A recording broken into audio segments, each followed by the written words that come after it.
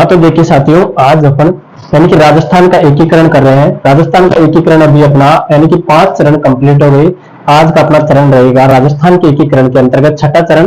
सबसे पहले राजस्थान का एकीकरण कब से कितने चरणों के अंतर्गत होता है?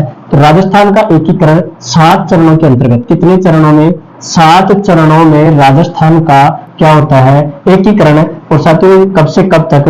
यानी कि 18 मार्च 1948, 18 मार्च 1948 से 1 नवंबर 1956 तक राजस्थान का एकीकरण कितने चरणों के अंतर्गत होता है? यानी कि राजस्थान का एकीकरण 7 चरणों के अंतर्गत, जिसमें सबसे पहला चरण 18 मार्च 1948 से स्टार्ट होता है।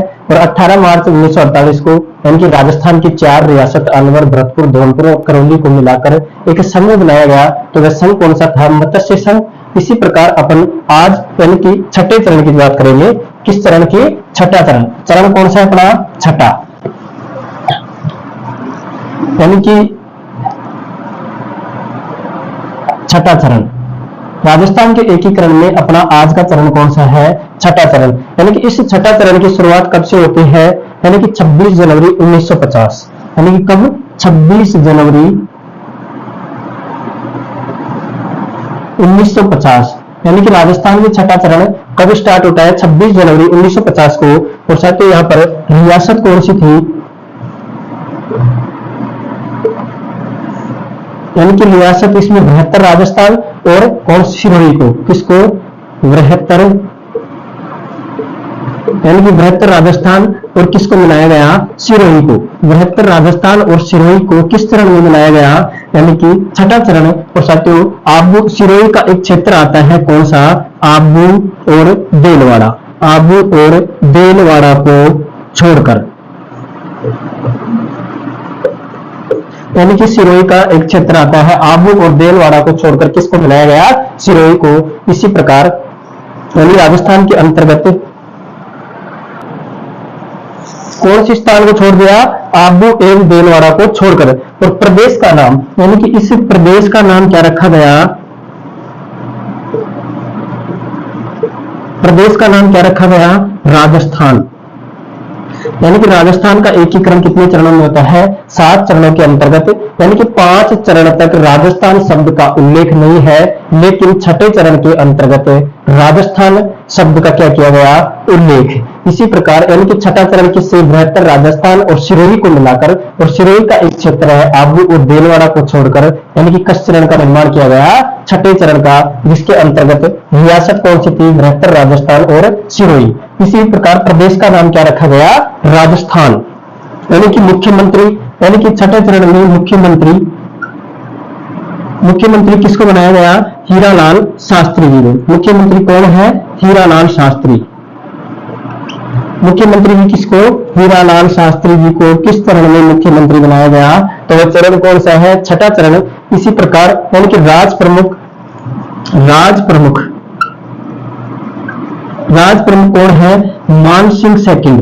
राज प्रमुख कौन है? मान सिंह सेकंड को क्या बनाया गया? छठे चरण में। यानी कि राज प्रमुख किसको बनाया गया? मान सिंह सेकंड को। जबकि राजधानी किसको बनाया गया? जयपुर को। राजधानी किसको बनाया गया? जयपुर को क्या बनाया गया? राजधानी। यानी कि जयपुर को क्या बनाया गया? राजधानी बनाया गया। इसी प्रकार अपना छठा चरण, जो कि एक प्रकार से 26 जनवरी 1950 को बनता है, यानी कि एकीकरण का छठा चरण भी क्या हो जाता है? समाप्त। यानी कि एकीकरण का छठा चरण क्या हो जाता है? समाप्त। अब राजस्थान को राजस्थान शब्द की सवैतनिक मान्यता, यानी कि 26 जनवरी 1950, यानी कि राजस्थान शब्द, यानी कि मेन राजस्थान शब्द कब आया?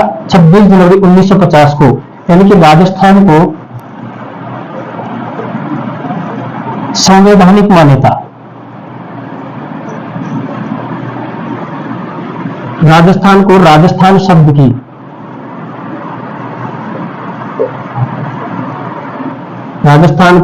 राजस्थान शब्द की संवैधानिक मान्यता कब प्राप्त हुई? 26 जनवरी 1950 को। यानी कि एक फैक्ट आता है कि राजस्थान को राजस्थान शब्द की संवैधानिक मान्यता कब प्राप्त हुई, तो यह मान्यता कब प्राप्त हुई 26 जनवरी 1950 को। यानी कि राजस्थान का नाम कब उल्लेखित हुआ, यानी कि 26 जनवरी 1950 को, किस चरण में, छठे चरण में। देखते हैं आगे, यानी अपना कौन सा चरण समाप्त होता है, छठा चरण। छठा चरण के बाद में अपना यानी कि राजस्थान को संवैधानिक मान्यता राजस्थान शब्द की 26 जनवरी 1950 को मिलती है। 1 फरवरी दिल्ली सरकार को सरदार पटेल ने, यानी कि 1 फरवरी 1948 को सरदार पटेल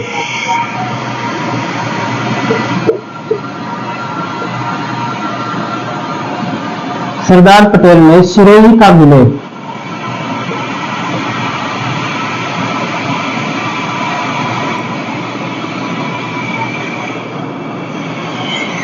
यानी कि 1 जनवरी 1948 को सरदार पटेल ने सिरोही का विलय कहां पर कर दिया, गुजरात के अंतर्गत। गुजरात में क्या कर दिया, विलय। यानी कि सिरोही को 1 फरवरी 1948 को किसने विलय किया, सिरोही को, गुजरात में सरदार पटेल ने। गोकुल भाई भट्ट एवं बलवंत सिंह मेहता ने सिरोही को राजस्थान में मिलाने हेतु, यानी कि कौन, एक तो गोकुल भाई भट्ट एवं बलवंत सिंह मेहता।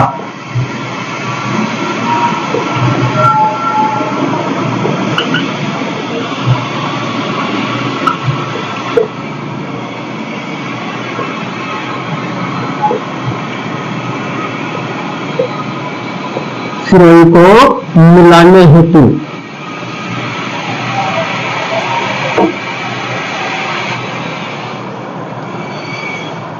क्या किया, मिलाने हेतु क्या किया इन्होंने, आंदोलन।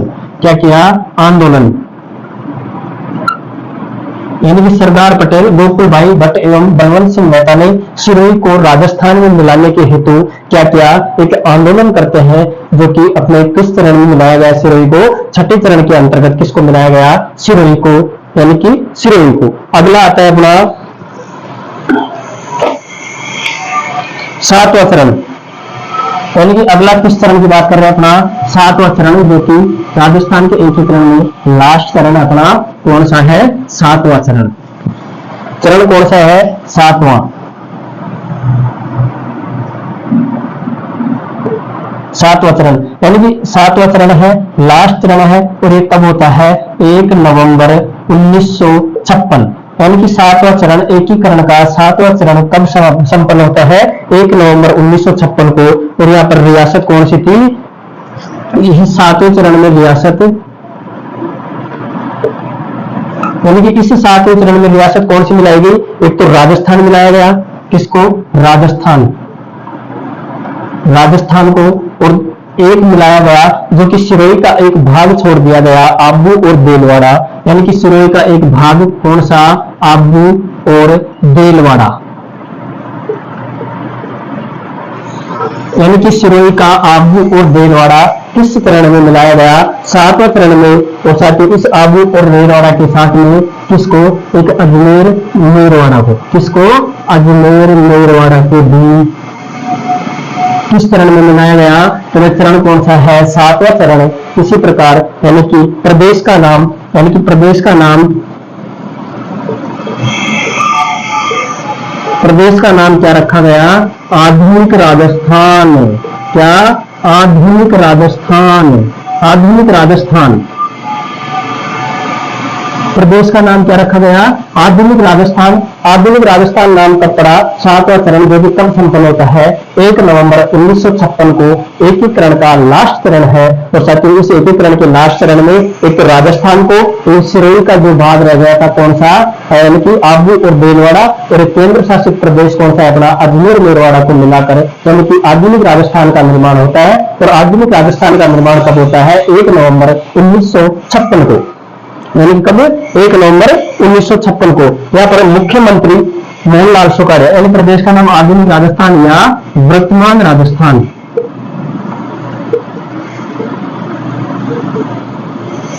और यहाँ पर साथियों इस 7वें चरण में मुख्यमंत्री किसको बनाया गया, मोहनलाल सुखाड़िया। यानी कि मुख्यमंत्री किसको, मोहनलाल मुख्यमंत्री किसको बनाया गया? मोहनलाल सुखाड़िया।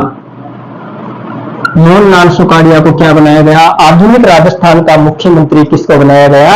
मोहनलाल सुखाड़िया को। जबकि यहाँ पर राज्यपाल गुरुमुख निहाल सिंह, यानी कि यहाँ पर राज्यपाल कौन है? गुरुमुख निहाल सिंह, जो कि प्रथम राज्यपाल। गुरुमुख निहाल सिंह क्या है? राज्यपाल। निहाल सिंह क्या है? राज्यपाल। जो कि राजस्थान के प्रथम राज्यपाल कौन है? गुरुमुख निहाल सिंह जी क्या है? राज्यपाल। और यहाँ पर राजधानी किसको बनाया गया? यानी कि वर्तमान जो राजधानी है वह राजधानी कौन सी है? जयपुर। इसी प्रकार यानी कि राजस्थान की राजधानी किसको बनाया गया? जयपुर। अपना 7वां चरण भी यहाँ पर कंप्लीट होता है। 7वां चरण कब संपन्न होता है? 7वां चरण 1 नवंबर 1956 को इस 7वां चरण समाप्त होता है। तो 7वें चरण के अंतर्गत रियासत कौन सी थी? एक तो राजस्थान, एक आबू सिरोही का जो भाग रह गया था आबू और भीलवाड़ा, एक केंद्र शासित प्रदेश जो कि अजमेर मेरवाड़ा है। इस केंद्र शासित प्रदेश आबू और भीलवाड़ा और राजस्थान को मिलाकर आधुनिक राजस्थान का निर्माण किया गया, यानी कि वर्तमान राजस्थान का निर्माण किया गया। यहाँ पर मुख्यमंत्री कौन है? मोहनलाल सुखाड़िया, जो कि राजस्थान के प्रथम राज्यपाल गुरुमुख निहाल सिंह। और यहाँ पर राजधानी किसको बनाया गया? जयपुर को। इसी प्रकार अपना एकीकरण का 7वां चरण भी क्या होता है? समाप्त। यानी कि एकीकरण का 7वां चरण भी क्या होता है साथियों? समाप्त। अब आता है एक राज्य पुनर्गठन आयोग, यानी एकीकरण बाद में एक राज्य पुनर्गठन आयोग का गठन होता है। किसका? राज्य पुनर्गठन आयोग। एकीकरण के बाद में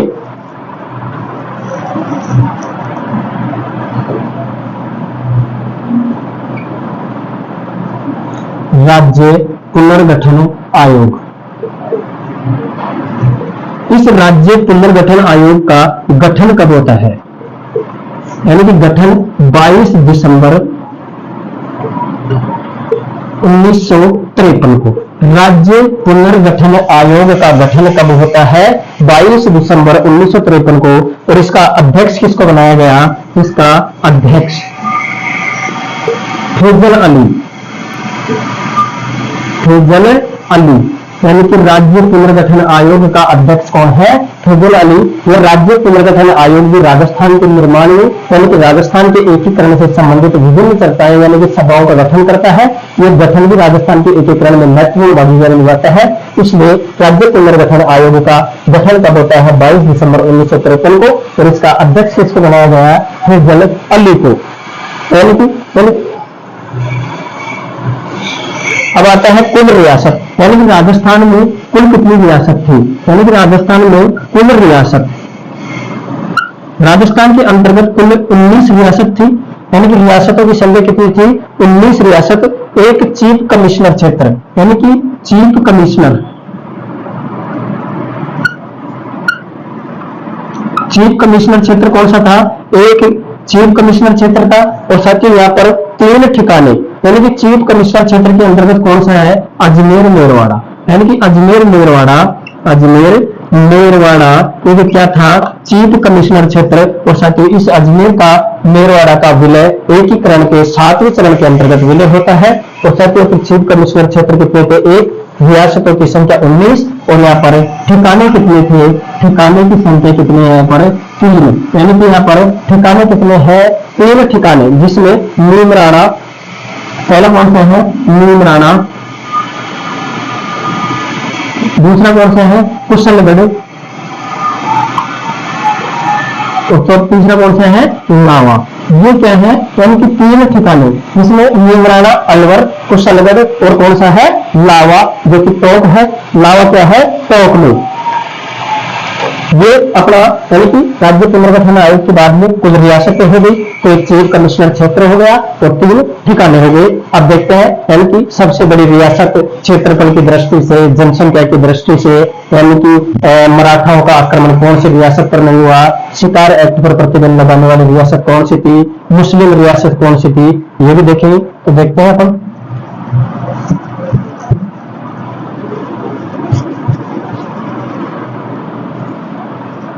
सबसे पहले क्षेत्रफल की दृष्टि से सबसे बड़ी रियासत कौन सी थी?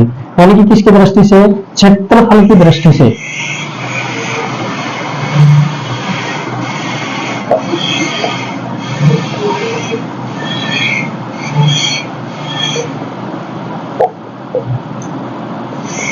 क्षेत्रफल की दृष्टि से सबसे बड़ी रियासत कौन सी है? मारवाड़। यानी कि जोधपुर जो क्षेत्र रहता है वहां पर मारवाड़ बोलते हैं, और राजस्थान में ये क्षेत्रफल की दृष्टि से कहते हैं सबसे बड़ी रियासत थी। इसी प्रकार यानी कि क्षेत्रफल की दृष्टि से सबसे बड़ी मारवाड़ हो गई, और जनसंख्या में सबसे बड़ी यानी कि किसमें? जनसंख्या में, यानी कि जनसंख्या में सबसे बड़ी कौन सी है? जयपुर। जनसंख्या में सबसे बड़ी रियासत कौन सी है? जयपुर है। जबकि क्षेत्रफल की दृष्टि से सबसे बड़ी कौन सी है? मारवाड़। क्षेत्रफल व जनसंख्या में सबसे छोटी, यानी कि एक तो क्षेत्रफल और एक होती है जनसंख्या। यानी कि क्षेत्रफल की दृष्टि से और जनसंख्या की दृष्टि से एक सबसे छोटी रियासत कौन सी है? शाहपुरा। यानी कि शाहपुरा ये क्या है? यानी कि क्षेत्रफल की दृष्टि से भी छोटी है और जनसंख्या की दृष्टि से भी सबसे छोटी रियासत कौन सी है? शाहपुरा रियासत। अब इसी प्रकार भारत में विलय पत्र पर हस्ताक्षर करने वाले, यानी कि जब एकीकरण हो रहा था, यानी कि भारत में जब एकीकरण हो रहा था, तो यानी कि राजस्थान का ऐसा कौन सा शासक था जो विलय पत्र पर सर्वप्रथम हस्ताक्षर करता है? तो वह कौन से है? यानी कि बीकानेर के कौन है? शार्दुल सिंह। यानी कि भारत में एकीकरण पर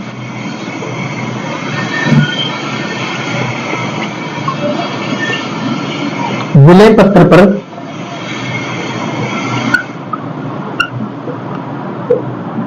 हस्ताक्षर करने वाले